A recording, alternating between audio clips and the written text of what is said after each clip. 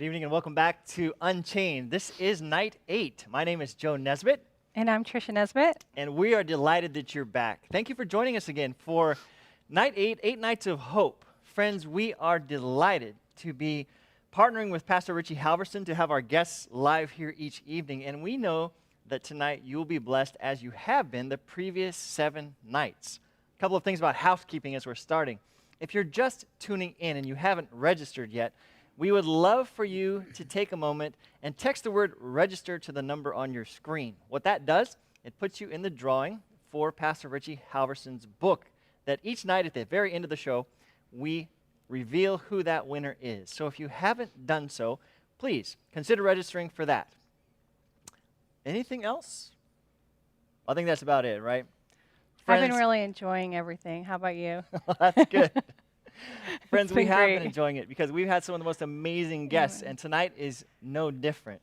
We have an incredible guest. Tonight's guest is Anne-Marie Dunbar. Anne-Marie, thank you for being here. So we're going It's to my ask her some pleasure. questions. Go ahead. It's my pleasure. It's our pleasure, too. But before we do anything, can I read 3? Before we do anything, Anne-Marie would love to read something. You go right ahead. This evening is very special. Being here with Pastor Joe and Pastor Trish. I'm grateful that they asked me to share. Whomever is listening, I hope that there's hope to be shared. I want to read Psalms 34, verse 18. It says, "My soul shall make her boast in the Lord. The humble shall hear thereof and be glad.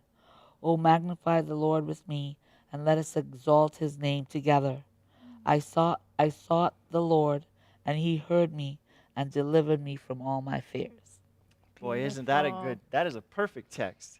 Because we know that Pastor Richie's been talking to us every single night about the fact that the Lord does hear. He surrounds us with people that can see us through these valleys as well as walking through them with us himself. Amen. So that's a really good text to start with. It is, and it's beautiful, Anne-Marie, because you shared, before we were sharing tonight, you shared with us some of your journey and how you found that your hope is the Lord's. And so that's really very appropriate. Thank you for sharing Well, the that. Holy Spirit gave that to me this morning because I was trying to spend the day in the Lord preparing for this moment, because when you do things for God, you just can't just randomly. It Just does do help things. sometimes to feel like, hey, I know exactly where this is going. So Sometimes we don't in life. sometimes we don't. And that's kind of what all of these nights are about, isn't it? Especially when we don't know where it's going. And we have to find our way out of that unknown to the known. Life is like that, though. It you is. know, life is like that, and it's just so amazing when we find God. It's like, some people say Pandora's box, You open it up and you and you open it Yep. up, and it's like, wow, where have I been? Where have you been? He's not been anywhere. Is where I've been. That's right. Speaking Can of, I go ahead? okay. You go ahead. All right, can we use that as a springboard to your journey? Because sometimes in life it is about us not having any clue where we are, even though we come to find out later on he was right there with us. All So the can we time. jump back in your life? Pastor Richie's going to talk to us tonight about what it means to persevere, what it means to not be at the end of our journey yet, but to step by step persist in heading that direction. Can you share with us some of your journey, where you were, how you came to that moment of realization, like, oh, wait, I'm not by myself. Mm. And then we'll both have some questions for you about the journey from that point forward. Well, really, in essence, if you really think about it, after you get to that point of knowing who God is, all our stories are in the Bible. Every one of us has a story. And that's why when people say they don't know why, or who wrote the Bible, man wrote the Bible, a man wrote the Bible. Well, if you really get into God and you really understand God, and you look at where my life started as a child coming up, and I was raised in the Catholic Church. I wasn't the most obedient child, and I think my childhood was probably based on when Jesus was there were the people were trying to bring the children to Jesus, and the disciples were saying, "No, he doesn't have time. He doesn't have time." Well, I think those children were the children like me, Okay. who they just couldn't have control of, or they wanted to be independent, and they were curious, and the parents didn't know. They were like, do as you're told, be quiet, sit down, be quiet, do as you're told. And Jesus has room for that child that that wants to search and wants to find out and wants to ask questions, and so on. And some of us, all of us belong to God, but not everybody's chosen. We So don't all how- realize it. Yeah. Go ahead. Yeah, please. so Emery, let's go back to the beginning of where we were talking about when you were, a young girl and you were trying to feel, find a way through your circumstances. So, Yes, yes. I was a child who I was born out of wedlock, and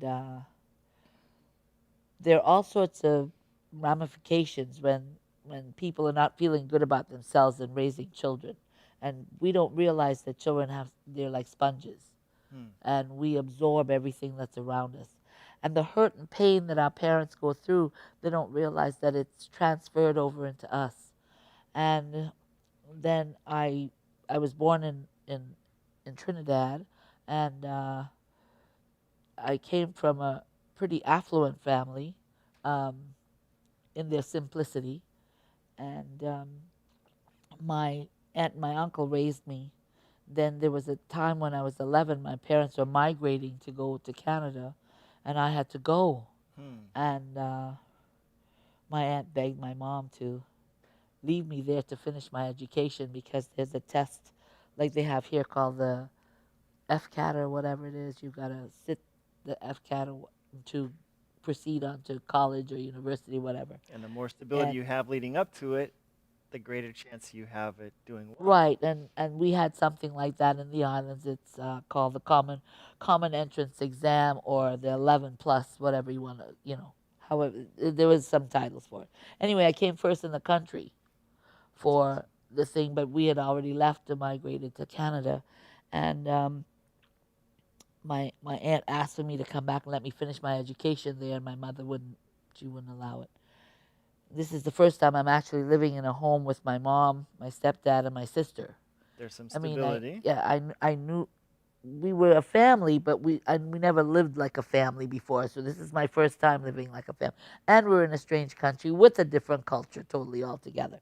So here I am trying to fit in and trying to belong in the new atmosphere that I've been given, and I've always been curious and very independent, and well, suffice it to say, as a teenager growing up, coming into my teens, things weren't very pretty sometimes. Hmm. My mom she wasn't a huggy, lovey kind of person.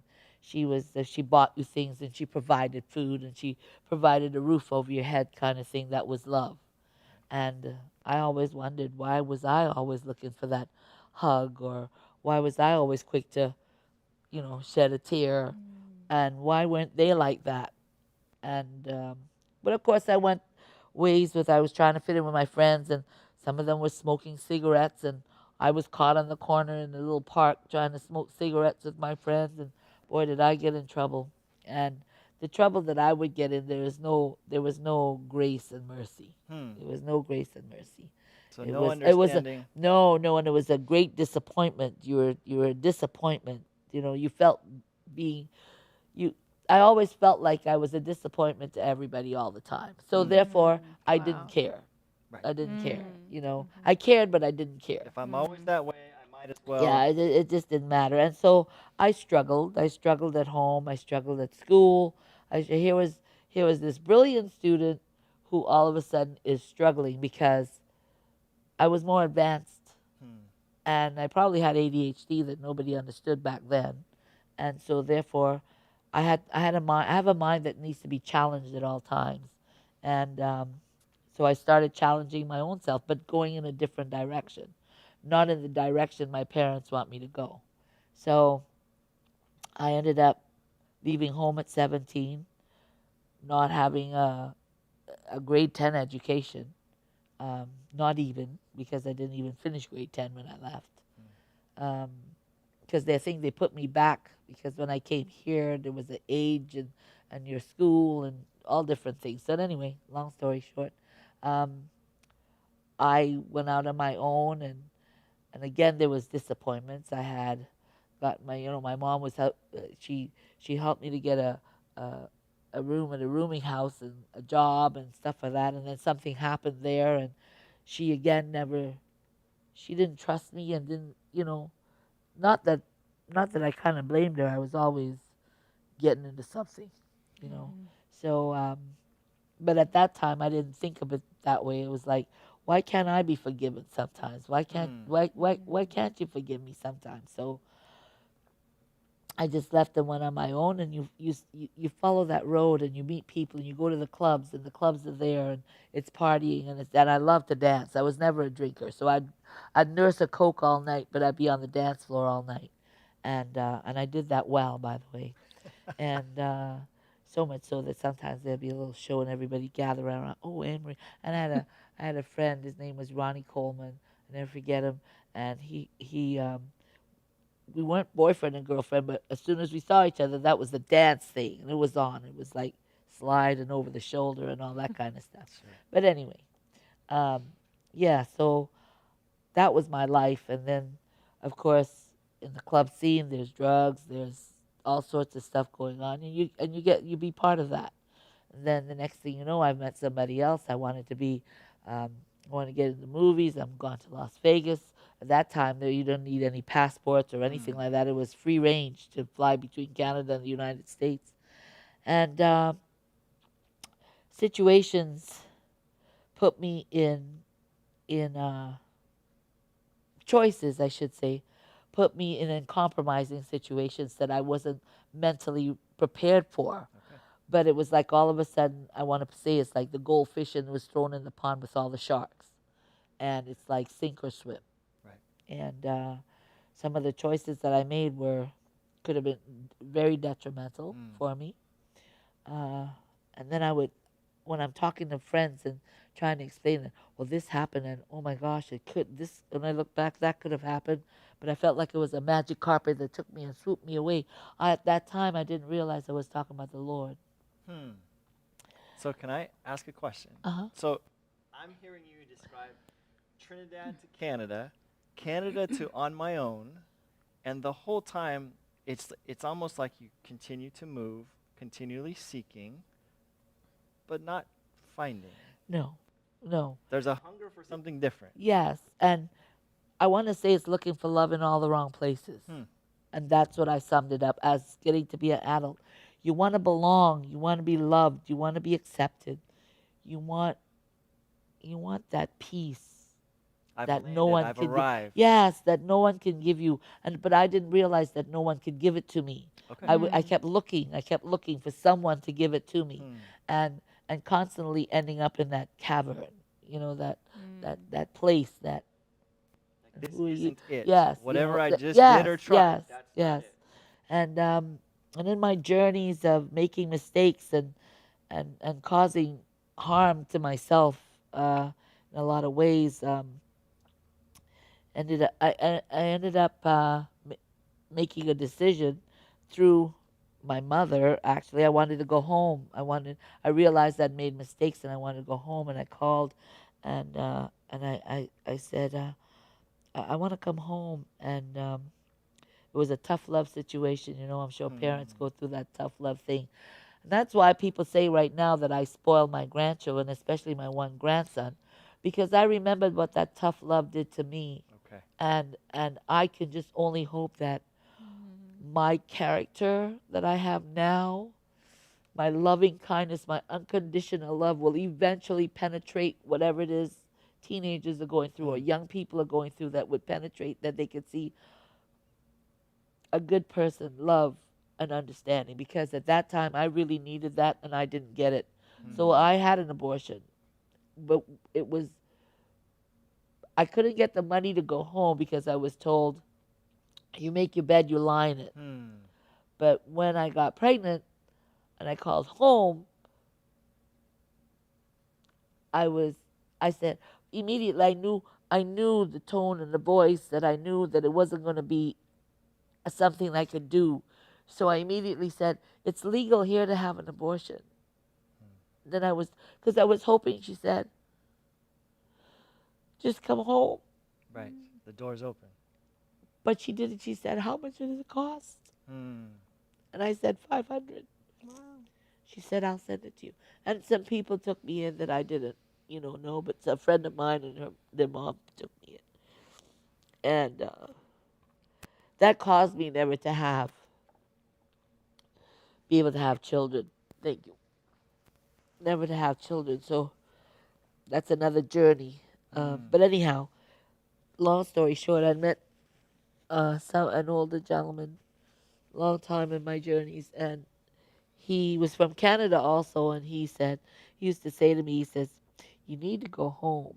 He was like a kind of like an uncle. So whenever he came to town, he always treated me with respect, and that was somebody I trusted. So when I finally did get back home to Canada after calling my aunt, and I found her, and my other aunt was the head of the consulate for Trinidad and Tobago. She was the consulate general for Trinidad and Tobago.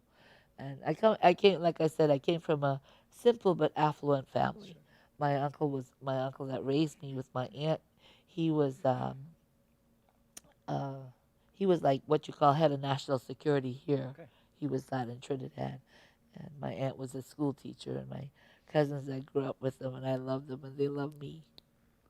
So you, if I'm understanding correctly, after talking with mom says, "Hey, you make your bed, you lay in it," but you find your way back to Canada, back home with relatives. Yes, but before that, the journey that I was going through there, I was going to the church because I really wasn't going to church, but I was looking for God. I was looking for Him.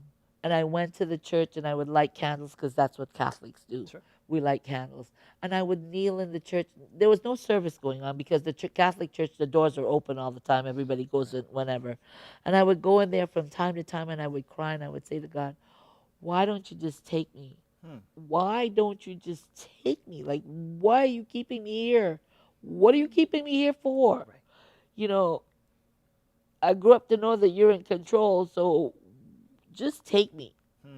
And I joined friends with, because I just felt like the Catholic Church was in the place that had what I was looking for. And then I had other friends they were in the Japanese religion, Namyo what they chanted and stuff like that, and I tried that, and I didn't feel like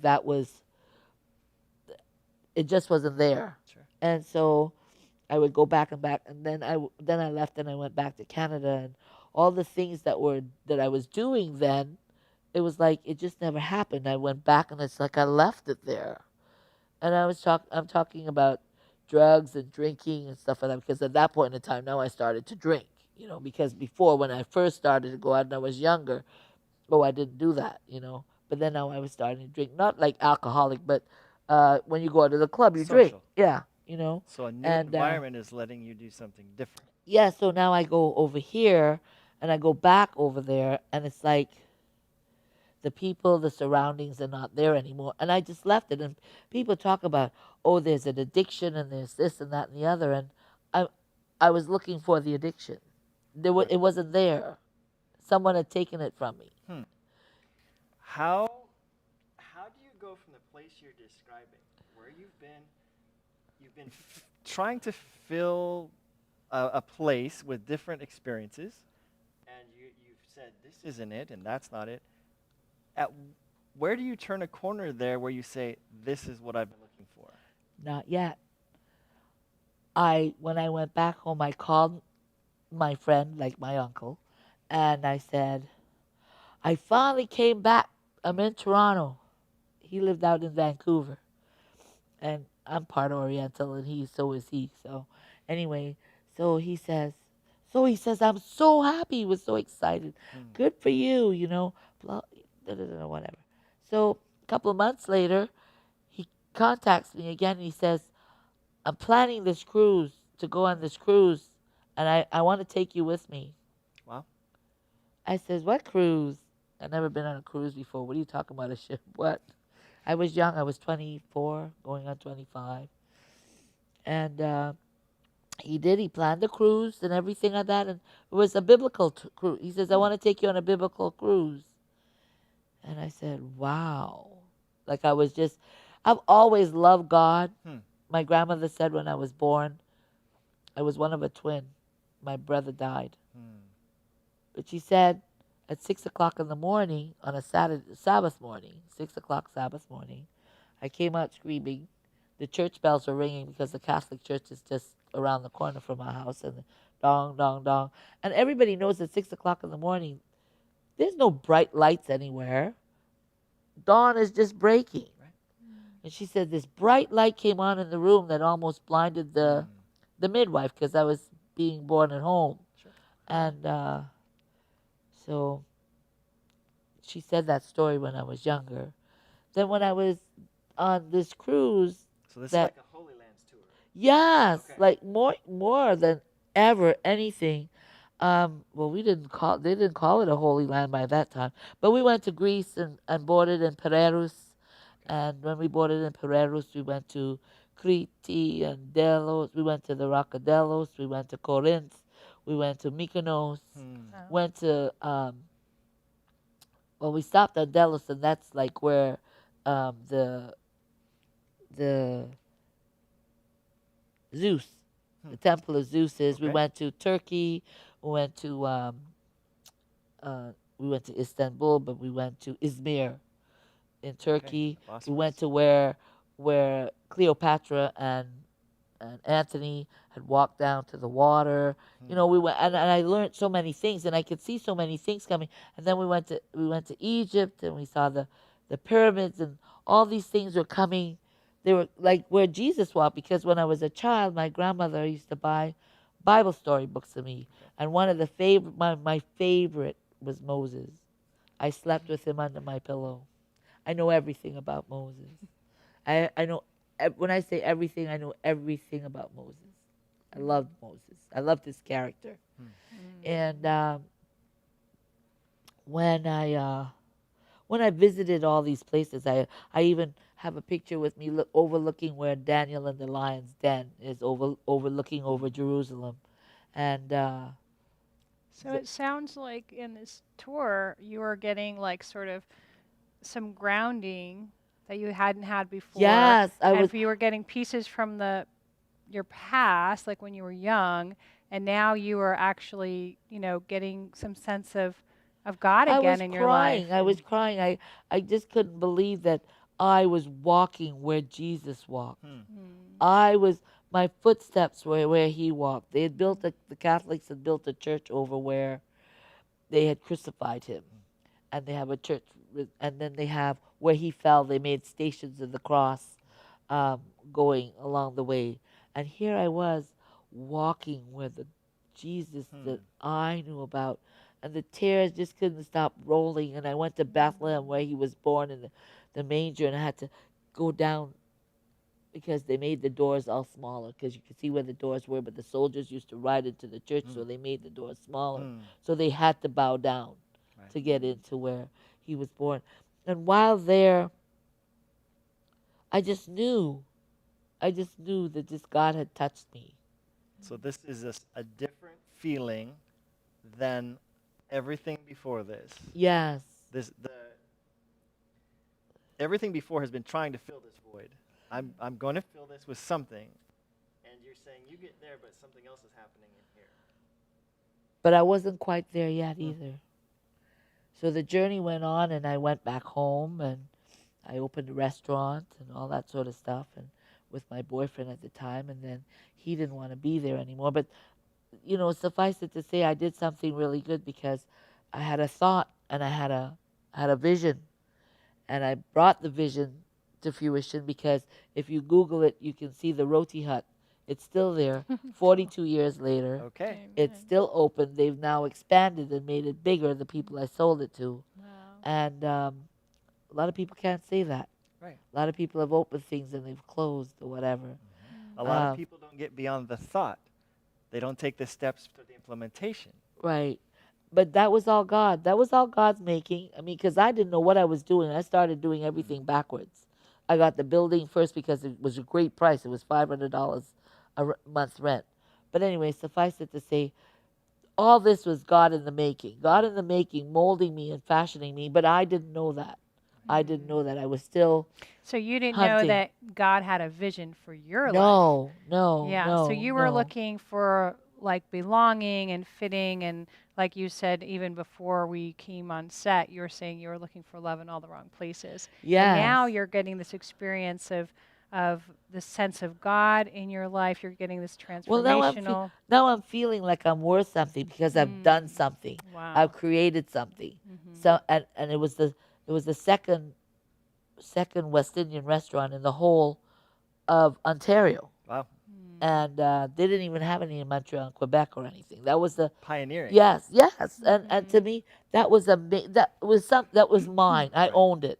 I owned that, Right. and that's something I'm trying to help my grandchildren do. You've got to help them to get something to own so that they feel good about them. Right. I own this. My one grandson right now, he's learning to build house, like take houses apart and I want him to learn every aspect of it because I want him to own that. When you own something, it makes you feel like another person. You feel important to yourself. You feel good about yourself. Absolutely. Because those insecurities is what take you to the levels of sometimes you feel of no return. But somewhere, Will stop you. yes, The and insecurities will end you. and you don't realize that if it's somebody that comes along or God comes along, you don't know what it is.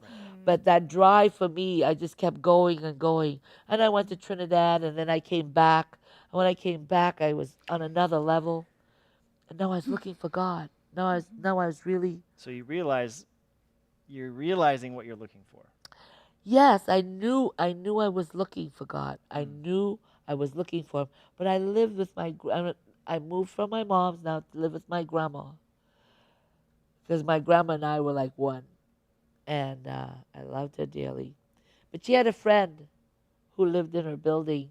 And have you ever felt like have you ever hit rock bottom? Okay. So I was at rock bottom, and her friend came. Life just was not treating me the right because of decisions and choices that I made. I couldn't blame anybody else. It was choices that I was making. And this lady, I never forget her, Miss Veronica Gonzalez. She was from Guyana. She was my grandma's friend. She was so sweet. And I came and I met her.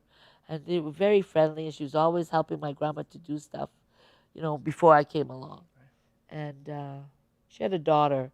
The daughter, very high functioning, but just slightly something wasn't perfect, But none of us are perfect. Sure. Anyhow, we became friendly, and she needed a friend, and she kind of looked up to me because I was older than her. And so they invited me to go to church. Now, mind you, I'd gone to different churches looking for God. I was looking for him. I'd started looking for him from Las Vegas, and I just kept on doing it, looking in different places. But this particular church I went to, I felt like I belonged. I felt when they did the altar call, I felt like, this is it. This is it. It's personal. Yes, it was very personal.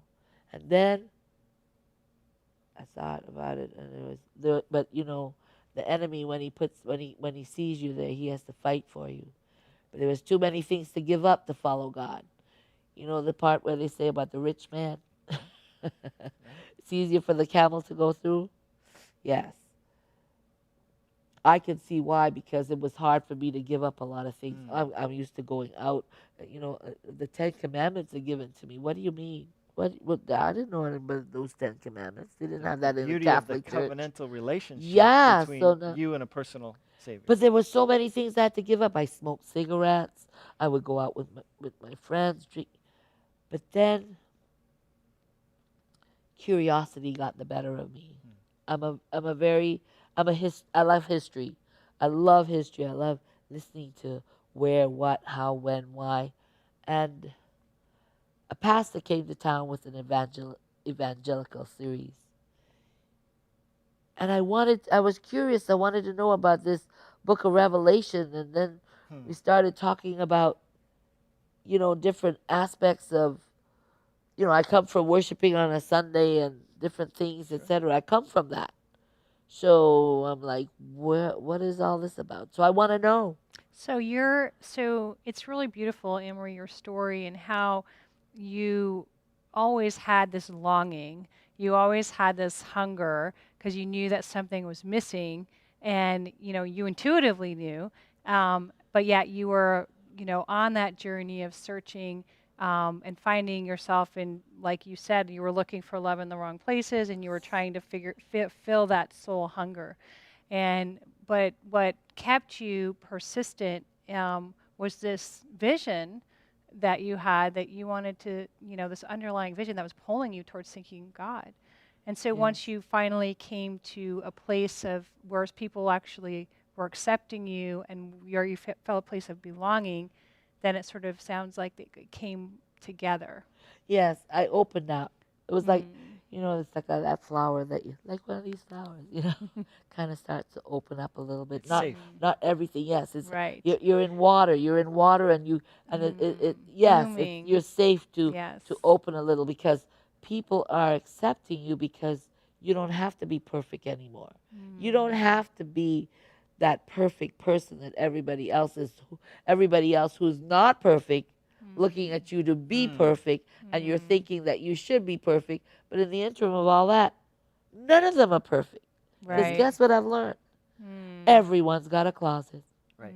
So not what's on the surface is what was really mattering, but it was what was beyond, what was the Inside, inside, yeah, yes, that God could yes, see. And you had a lot of rejection, in your story, and yes, you were yes. really, and abandonment in some ways, so being able to feel a sense of belonging and feeling a sense of being able to come to God I'm and not, let yeah, things go. I'm Yeah. not gonna say exactly everything, but I have, I took care of this young man. You all didn't get the pleasure to meet him, but oh my gosh, that was just like kissing the face of God. He was the best. He was my boy.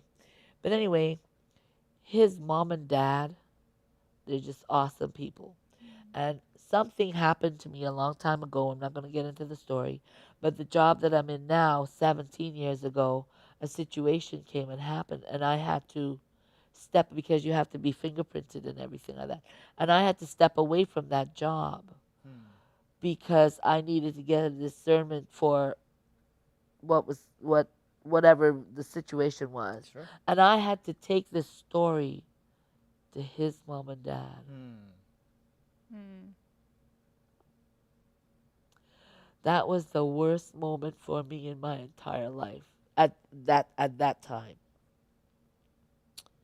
And when I went to them with the story, they held me and they hugged me. To share something with them. But yes, I had to tell them because I couldn't take care of their son for a few weeks, and I had to tell them why. And they held me and they held me and they held me, and they said, "You're an awesome person. And whatever happened a long, long time ago, at 19, don't you even worry about it." And to today, we lost him a couple of years ago, my boy. That was that. I thought that feeling was the worst feeling. That was the worst feeling. But to today, these people still treat me like I belong to them, even though I don't take care. That's what Christianity is about. That's what it's about. And that's the belonging, and that's what I've always needed and I've always That's a wanted. foundation Yeah. Yes. that doesn't move. Yeah. Yes. Yeah, to me, it sounds like, experiencing the heart of God.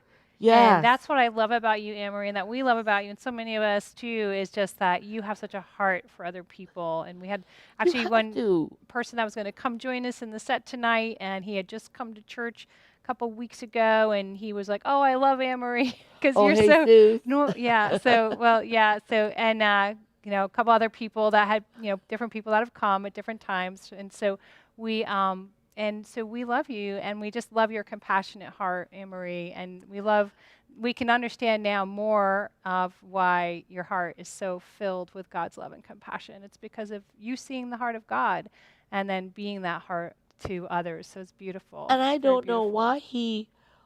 why he's chosen me to be so special with me, because it's like I just feel him. Sometimes I could just feel him in my. I've two things that have happened to me. He has come to me twice. As I'm sitting here talking to you, I've closed my eyes and I'm praying, and the vision just as clear as day. And the first time it happened, I wondered, why did you do that to me? It was a lady who was in our church. She was an elder, and she went into dementia on the pulpit.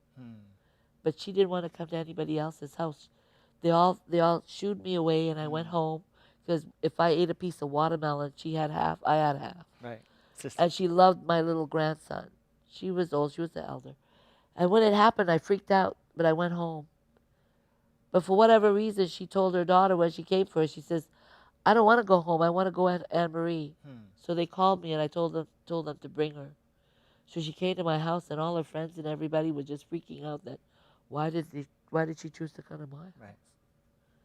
I don't know. But anyway, she was You were welcome. safe. Right. You were Yeah, I welcome. love And that. and Yes. and I so Sabbath was closing, was on a Sabbath day. And Sabbath I said to her, I says, Sister Night, we're gonna pray.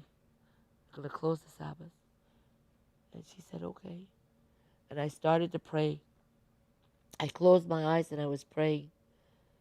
And it's all of a sudden it felt like my eyes were just locked. Like I couldn't open my eyes. Mm-hmm. And I kept praying louder and louder. And the more I prayed, I was sweating. But I could see her apartment where she lived. She lived in a mother-in-law apartment behind her kid's house. And the windows were like, it was really weird because she's got those bars over her windows.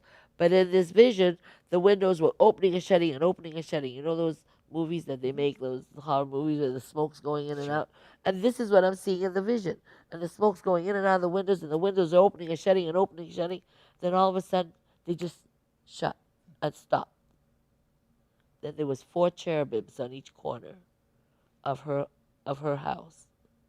And then after that, the sky, it just appeared and it was just flat blue, like a just flat. It didn't look like a sky, like, like it kind of looks round. It doesn't look flat when you're looking at, but it was flat.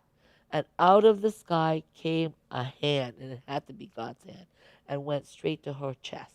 Hmm. Like he was trying to tell me, I got her. Okay. The next time, years later, was just recently. It never happened again, and I couldn't understand why he did that to me because I'm so sinful. I was going to get they're going to get my biopsy. They had found a tumor on my lung, and I said, God, I'm not, and I wasn't worried about it. I'm never scared about stuff. I don't know what's wrong with me. I really don't. I don't worry about stuff. Probably I worry about my grandchildren more than I worry about stuff to do with me. Anyway, I closed my eyes and I was praying about going for the procedure. And there again, God came to me again, showed me the color of the room and everything. It showed me the long bed and the round hole that you're going to go into or whatever. The exact room that I was going to go to. But the difference was I had an angel. There was an angel hovering over the room. So when I went there, the doctor wouldn't pray with me. I'm not used to doctors not praying with me. He kind of and the nurses covered for him. They said, we'll pray with you. But when I went into the room, there was a nurse. Her name was Kelsey. She was like, her voice was so soft and sweet. She says, how are you? Are you okay? I said, no, I'm not. She says, why not? I says, that doctor who's going to put his hands on me didn't want to pray with me. But I had this vision that there's going to be an angel in the room. She says, she closed the door. She didn't want him to hear. She closed the door. She came. She says, I'll pray with you. And she said the most powerful prayer. And I opened my eyes and I says, you've got to be the guardian angel that I saw in my vision. And she says, don't worry, I'm going to hold your hand through the whole procedure. Do you know her and I are really good friends now? She gave me her personal phone. That's number. awesome. Wow. Yeah, she's a lung navigator, but now she's what do you call it? A nurse practitioner now. Yes. Can I interrupt for just a Yes. second? Because we have to fade to Pastor Richie's. Oh, thought. sorry. Yes. No, it's But- beautiful. As I'm listening to you, going from filling your life with things that just continue to Be not grounding disruptive. and to be disruptive, and then to come to a place where you find a foundation that doesn't move, and you find a journey that you start a journey with God that's a day-by-day thing. When you're thinking of people that might be watching right now, as we're finishing up this portion, we're going to hear more when we come back for Q&A with you. But as we're finishing this portion up, what words of hope or encouragement would you offer to someone that might be watching, that might be on a journey like yours, where they're looking for something, they just don't know what it is? All I can say is Never give up. Go to your Bible. Pray before you go. And ask God to bless you with discernment. Because God says when you pray and He says, knock and he shall open. He says, seek and you shall find. He says, ask and it shall be given to you. So if you do those things and really believe in your heart, He will do those things. But you see, what blocks us sometimes is we want to have our will. Okay. And we want to do it our way. And see, it's not our way. We got to let go and let God. Beautiful. We're going to ask you I more love questions that. about that because That's that sparked some powerful. questions in my Yes. head. So when we come back from Pastor Richie, if you're okay with it, we'll go a little bit deeper into that, if that's okay. I gave my life today. I'm One not day used at to a doing this time. stuff. You're doing You're amazing. doing great. One We day at a love time. I you. played that song today, one day at a time. I love it. It is one day at a time. And Pastor Richie's going Amen. to tell us a little bit about this. Friends, Amen. thank you for tuning in tonight. We're going to switch now to Pastor Richie's presentation, and then we'll come back with our guest, Anne-Marie Dunbar, and we're going to ask some more questions. So please, stay tuned. Welcome to Unchained, Hope and Healing from Addiction. If we want to experience freedom, we've got to break through the chains holding us back. We break through denial with honesty. We break through insanity with hope and open-mindedness. We've got to break through the paralyzation with faith and action. Break through fear with courage. Break through our ego and pride with humility and learning. We've got to break through the shame and guilt with forgiveness. Today, we're going to break through weakness with persistence and practice. In recovery, people often say, don't give up 5 minutes before the miracle. And when we're recovering, it's about progress, not perfection. Matthew 7:24-27 says, everyone then who hears these words of mine and does them will be like a wise man who built his house on the rock. The rain fell and the floods came and the winds blew and beat that house, but it did not fall because it had been founded on the rock. Everyone who hears these words of mine and does not do them will be like a foolish man who built his house on the sand. And the rain fell and the floods came and the wind blew and beat against the house and it fell and great was the fall. If we want to build a new unchained life, we have to start putting things into practice. Progress, not perfection. James 1:22 says, when you only listen and you do nothing, you're only fooling yourself.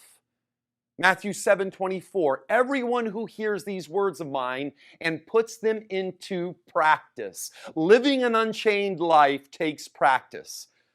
The reason many of us don't see the changes in our life, the changes in our marriage, the changes in our family that we would like to see is we're not putting things that we learn into practice. René Descartes said, I think, therefore I am. But it takes more than just thinking. It takes doing.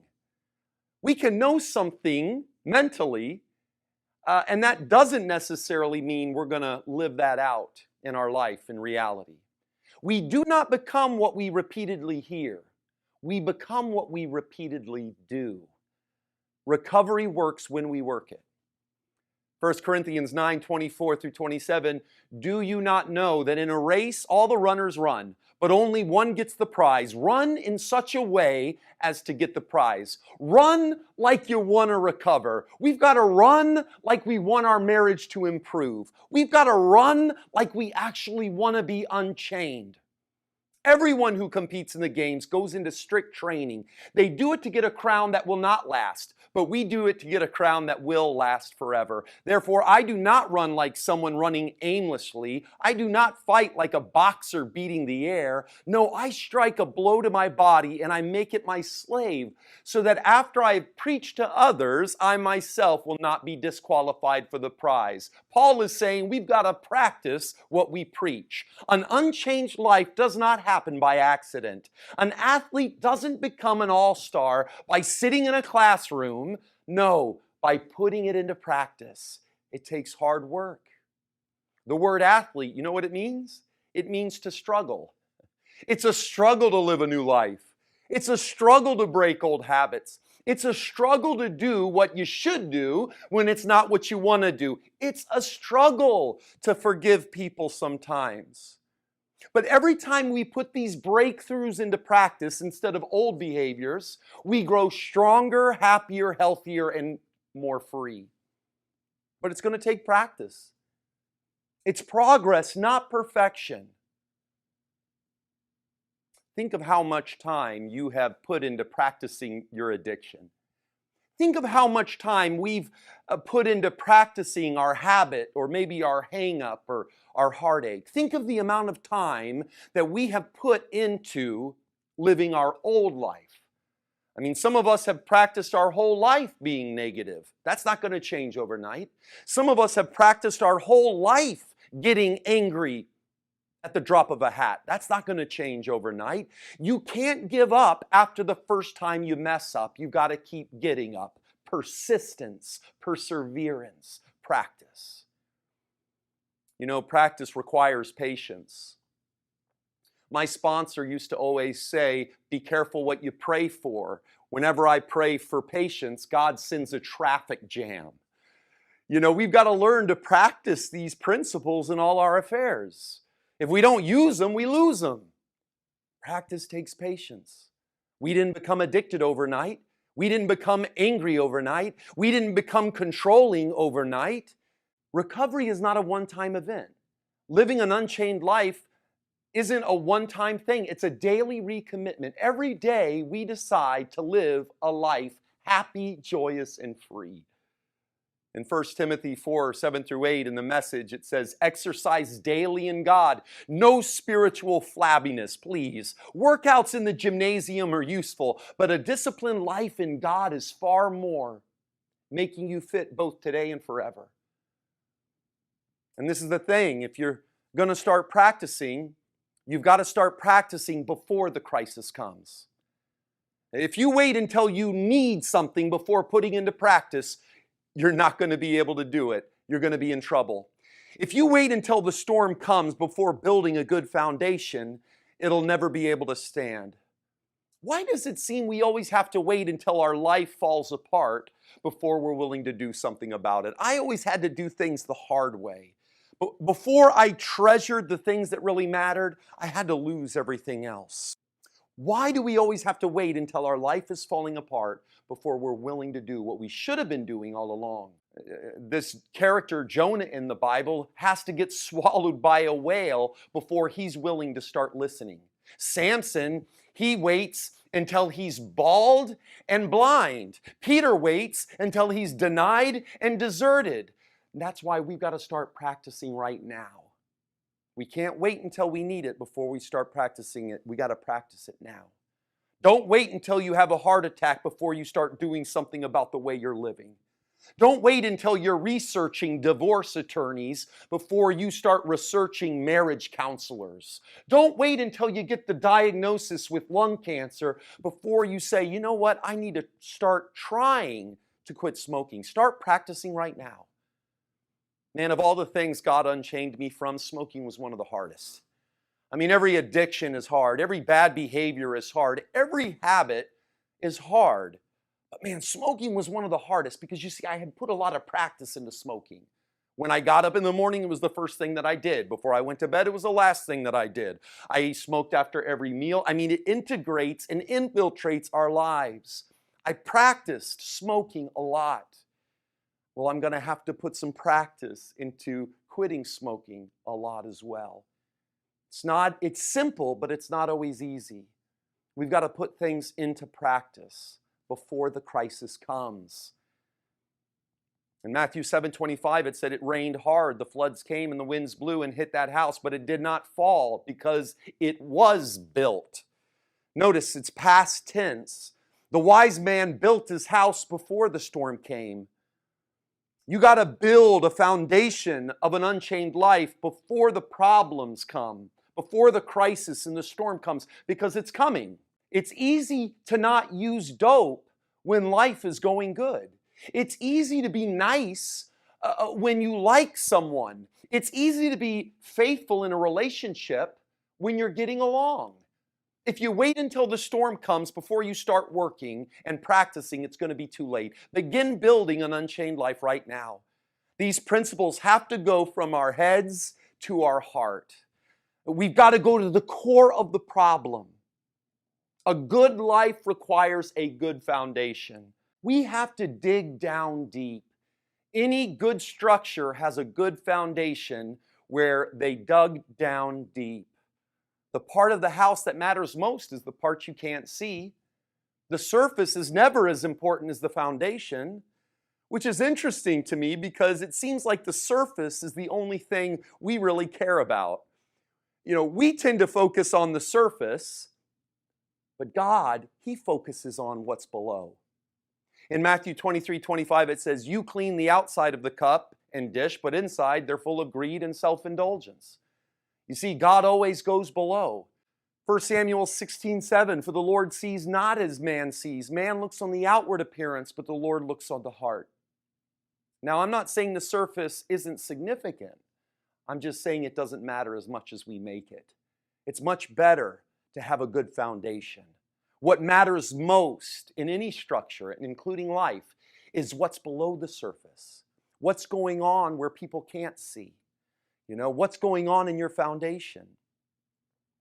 Luke 6:46-48, "Why do you call me Lord, Lord, and not do what I tell you? Everyone who comes to me and hears my words and does them, I'll show you what he's like. He's like a man building a house who dug deep." The wise builder didn't stop digging until he hit something strong enough to build his life on. There's only one person strong enough to sustain you. There's only one person stable enough to sustain your marriage. There's only one person righteous enough. Don't stop digging until you hit the bottom. Dig past the dysfunction. Dig past the depression. Dig past the present dilemma. Don't let these things hold you back. Keep digging past the problems, past the pain, all the way until you hit something hard that can hold you up. Man, in early recovery, I had messed up so many times. I had relapsed so many times, been to treatment in and out of jails, that when I was finally made it to recovery, I was afraid that I was going to relapse again. And you always hear that famous, we've talked about it in this series, hitting bottom. And I had heard that so many times growing up, and so I went up to my sponsor and I asked him, because I was afraid I was going to relapse and go back out there. And I said, "How do I know when I hit my bottom?" And I'll never forget what he told me. He said, "Richie, your bottom happens when you put down the shovel." When I finally hit something solid enough to build my life on, I stopped digging. God was the rock at the bottom of my barrel. What are you building your life on? If it's a career, you can lose it. If it's a relationship, you can lose it. If it's your money, you can lose it. If it's your youth, I hate to break it to you, you're going to lose it. We've got to build our lives on something we can't lose. To live an unchained life, we've got to build our life on something bigger and stronger and firmer. Which is why I've discovered that sometimes God allows the crisis to come. Sometimes God's got to allow the storm to come in order to show you what you've built your life on. In Hebrews 12:27, it says, "All of creation will be shaken and removed so that only unshakable things will remain." God loves you too much not to shake you. He's got to shake all the fake friends out of your life. He's got to shake all the dysfunctional thinking out of your life. He's got to keep on shaking so that when all is said and done, the only thing we depend on is something that we can never lose. Ecclesiastes 3:1, it says, "For everything there is a season, a time to break down and a time to build up." There are some things in your life, there are some people in your life, there are some ways of doing things, some stinking thinking that you need to let God dig out from the root. Let Jesus dig down to the root and dig it out. You see, before there can be transformation, there must first be excavation. God always breaks us down before he builds. He loves us too much to let us build our life on something that cannot sustain our life. And this goes for everybody. All of us try to build our lives on something other than God, and it will always fall short. But if you build your life on God, you can have the confidence that he can hold you up. You can have the confidence that if God's breaking it up, it's only so he can give you something better. And so here in this parable that Jesus tells, we've got two builders. They go through the same storm and they're working on the same project and both have access to the same tools. From the outside, they look exactly the same, but one is a fool and one is wise. The way they respond to the storm is totally different. The fool falls apart, but the wise builder stands firm. Because the wise man built his life upon the rock. A rock is something solid. A rock doesn't change. It's concrete. It's in stone. Everything else changes. But God, the solid rock, doesn't change.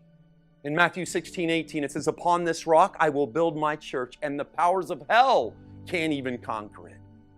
When the wise man saw the storm coming, he doesn't panic. What does he do? He praises God in the storm. Let me tell you, if God is your foundation, you'll be able to praise God in the storm too.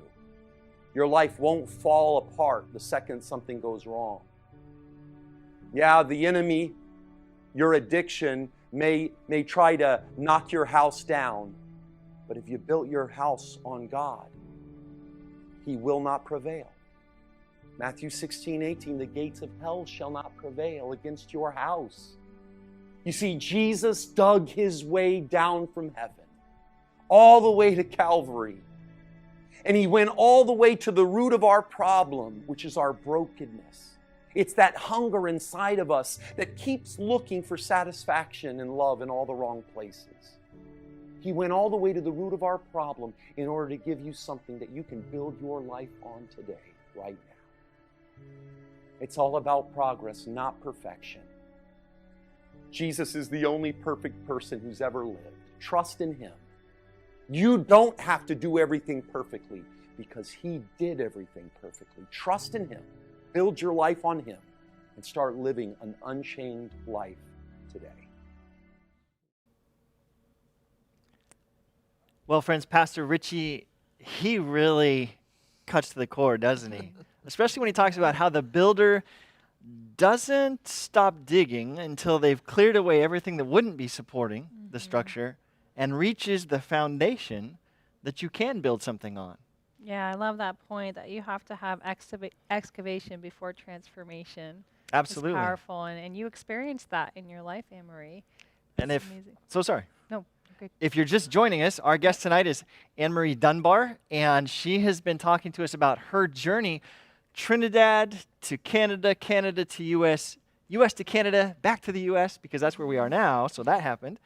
But a journey of searching, a journey of finding.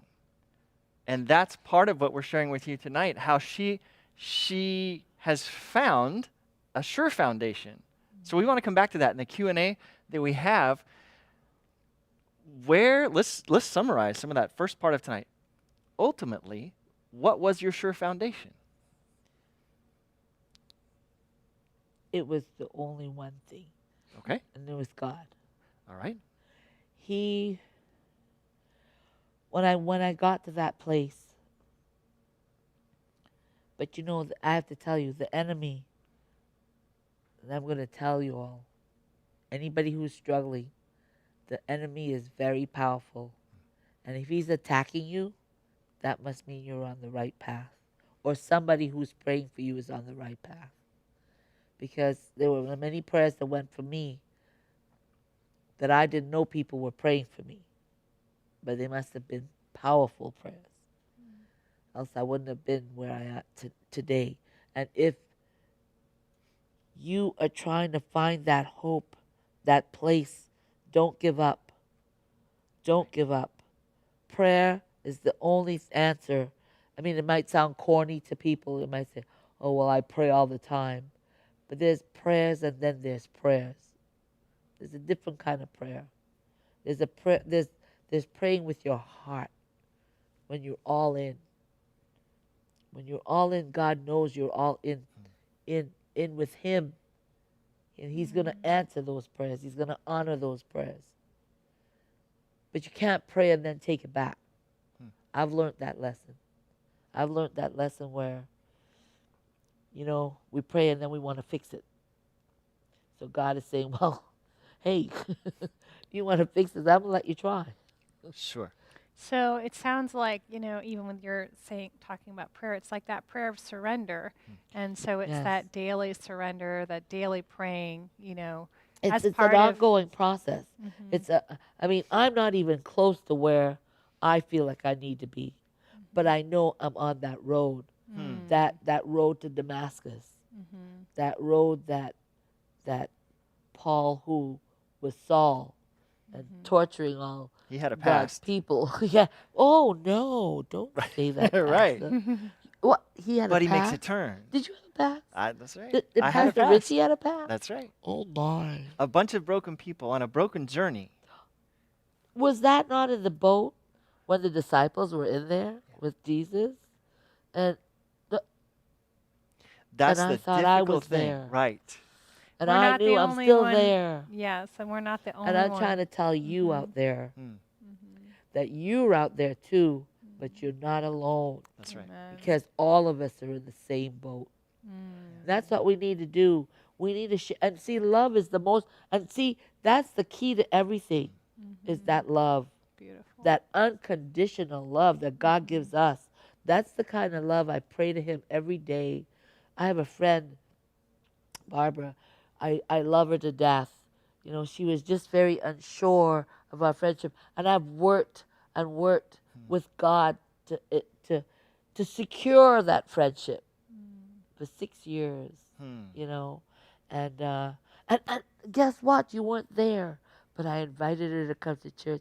I've been inviting her for 6 years, and it had nothing to do with church. It had to do with the fact that she wanted to be my friend. That Right. unconditional love, that love that you can't get that love for nobody else but God, and He's the one that's.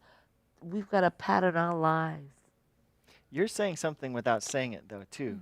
You're saying that you only get it from God, but then I hear you saying you're not just keeping it, you're passing it. No, you've got to share. You've got to share. Like if I might have $1 today, and Pastor Richie came along and says, "Oh, I needed to go down the road to get so and so." I said, "Here's a dime." And then somebody else might come along and say, "Well, I need to." My grandson, as he just said to me tonight, he says, I says, "Well, you've got to stop spending your money like that and whatnot." He says, "Well, when you stop doing that, Grandma, to fix everything, I'll stop doing that." And I thought, oh my God. But for some reason, I feel like, because I do it with love, I don't do it with any other intention, that, I don't know, some people know the story about the widow when she goes to her barrel. Right. It's never empty. And Right. just when my barrel is just about to get low, He fills it back up. So He's truly become your foundation, and not Yes. just your foundation where you can trust Him with your Yes, past, with everything. your present, and your future. I'm not afraid of anybody knowing anything about my past. You know why? Because guess what? He told me He's got my back. He's got the bully on that playground. When that bully comes and says, "I want your lunchbox. And I want all your money you got because you can't pass by here." I'm passing by. My grandchildren says, "So what do you think? You're going to go buy a bunch of gangsters and stuff like that, and you're going to walk through and say, 'Oh, I'm going to pray for you'?" I said, "Well, the thing about it is," and this is the story I just gave one of them the other day. I said, "The thing about it is that I am not afraid, because I'm at that point with the Lord. I'm not totally there yet, but if I were to lose my life, I know that I'm at that point where I trust Him, that I trust the promises that He said He has another place for me to go to. and this is temporary. So do you think I'm afraid? I'm not afraid. And that's the amazing part about this journey, is not being afraid. When you hold on to God, not being afraid, then your fear goes away, and then your journey gets better and better every day. You can put one foot in front of each other every day because you're just not afraid. So you're no longer afraid of what other people think. You're no longer afraid of the No, rejection or feelings of no, abandonment. no. Because you have that foundation and that belonging with God, and you've seen that heart of God, and now you have a whole nother foundation. My mother, Hmm. I know that God says if we don't love those who, we can't hold on to hurt, and we can't hold on to pain. We cannot hold on to grudges and expect to live in an unfearful lifestyle. Right. You have to forgive and you have to let go. And if you can't do that, you're always going to be worried. You're always going to be stressed out. I'm not saying that I don't get stressed sometimes about issues sometimes that pops up that I feel like I don't have control. But the minute after I deal with that stress, like people say to me, "Oh, you're so strong, you're so brave." I don't see it. Hmm. I don't see it. But yet, when I think back to it, I'm not panicking. I'm not worrying Right. because I know at the end of the tunnel, there's going to be some light. Yeah. Because my prayers are not in vain. It might not be answered when I wanted to be answered, Right. but He said, "Be still and know that I'm God." And that's what I've done, and I've proven it many times in situations.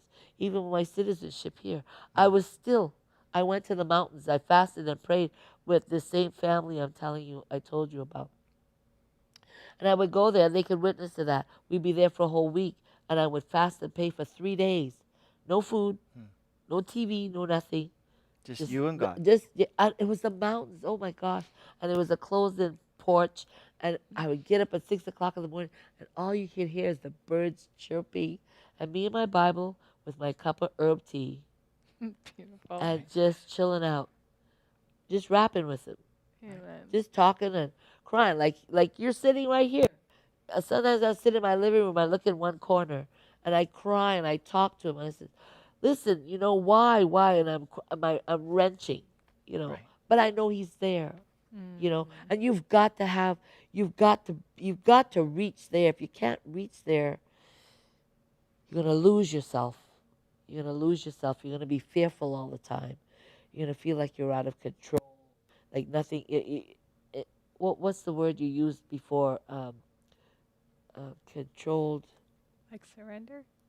Yeah, no, it was something controlled mayhem or whatever. Controlled Something like chaos. chaos. Thank you, thank you. We Yeah. were talking about what was happening on the Yes, set before we yes, started yes, tonight. yeah, Oh, that's yeah, amazing. yes. That's where I was thinking it Right? from you. Yes, but I tell you what, um, this journey with God, the devil is not going to make it an easy journey. And anyone who thinks that, well, where's God? Don't think He's not around.